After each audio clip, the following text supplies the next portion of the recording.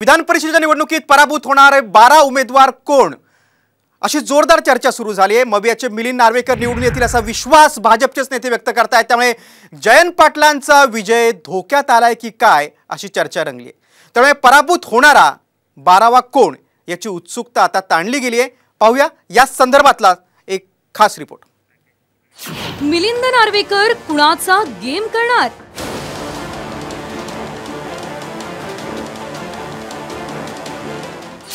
मिलिंद नार्वेकरांच्या विजयाची भाजपला खात्री?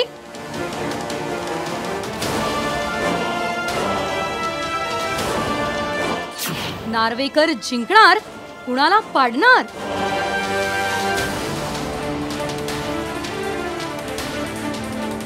महाराष्ट्रातील विधान परिषदेतील निवडणुकांमध्ये रंगत आली आहे। येत्या 12 जुलै रोजी निवडणुका आहेत। या निवडणुकीतील चुरस वाढली ती मिलिंद नार्वेकर यांच्या एंट्रीने।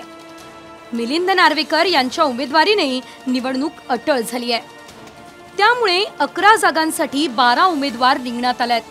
ठाकरेंच्या खेळीमुळे नवा ट्विस्ट आलाय। तर दुसरीकडे भाजपचे आमदार प्रवीण दरेकर यांनीच नार्वेकरांच्या विजयाची खात्री व्यक्त केली आहे।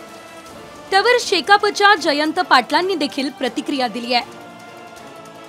मला वाटतं मिलिंद नार्वेकरला पडू देतील असं उद्धव ठाकरे वाटत नाही। आणि काँग्रेसचे आणि उद्धवजी ठाकरे साहेबांचे पण सौहार्दाचे संबंध आहेत। राष्ट्रवादी आणि शरद पवारांपेक्षा त्यांना उद्धव ठाकरेंना झुकतं माप देतील असं मला वाटतं। चेहऱ्यावरनं माझ्या वाटतं का तुम्हाला? चेहऱ्यावरनं नाही वाटत ना। त्यामध्ये महाविकास आघाडीचे संपूर्ण तिन्ही उमेदवार निवडून येणार आणि चांगल्या पत्ताने निवडून येतील आणि त्याला भलभक्का पाठिंबा आम्हाला मिळतोय। मिलिंद नार्वेकर यांच्या उमेदवारीने विधान परिषदेच्या निवडणुकीत क्रॉस वोटिंग होण्याची शक्यता बळावली आहे। नार्वेकर हे उद्धव ठाकरे यांच्या निकटवर्तीयांपैकी एक आहेत। गेली अनेक दशकं ठाकरे घराण्याशी जवळीक असलेली आणि कौटुंबिक नातं असलेली व्यक्ती। बंडखोरीनंतरही नार्वेकर उद्धव ठाकरे यांच्या सोबतच होते। मिलिंद नार्वेकर यांच्या उमेदवारीमुळे मुख्यमंत्री एकनाथ शिंदे यांच्या नेतृत्वातील शिवसेनेकडून क्रॉस वोटिंग होऊ शकतं। त्यात मिलिंद नार्वेकर सर्व आमदारांच्या जवळची व्यक्ती आहे। मिलिंद नार्वेकर हे नेमके कोण आहेत पाहुयात। उद्धव ठाकरे यांचे सचिव। मिलिंद नार्वेकर हे उद्धव ठाकरे यांचे विश्वासू आहेत। उद्धव ठाकरे यांची सावली म्हणूनही त्यांची ओळख आहे। सचिव मिलिंद नार्वेकर यांच्यावर एकही गुन्हा दाखल नाही आहे। सर्वपक्षीय नेत्यांसोबत त्यांचे मैत्रीपूर्ण संबंध आहेत।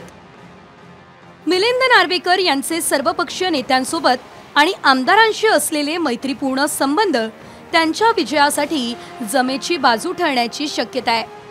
त्यात काँग्रेसकडील अतिरिक्त मतं नार्वेकरांना मिळू शकतात। यासाठी नार्वेकर हे स्वतः सर्वपक्षीय नेत्यांची भेट घेत आहे।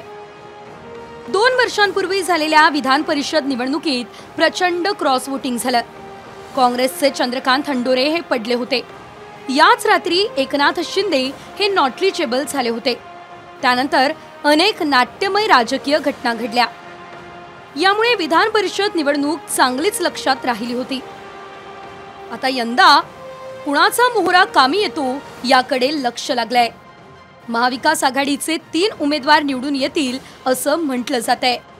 जर मिलिंद नार्वेकर निवडून आले तर महायुतीचा उमेदवार पडेल आणि ते हारले तर ठाकरेंसाठी ही धोक्याची घंटा असेल।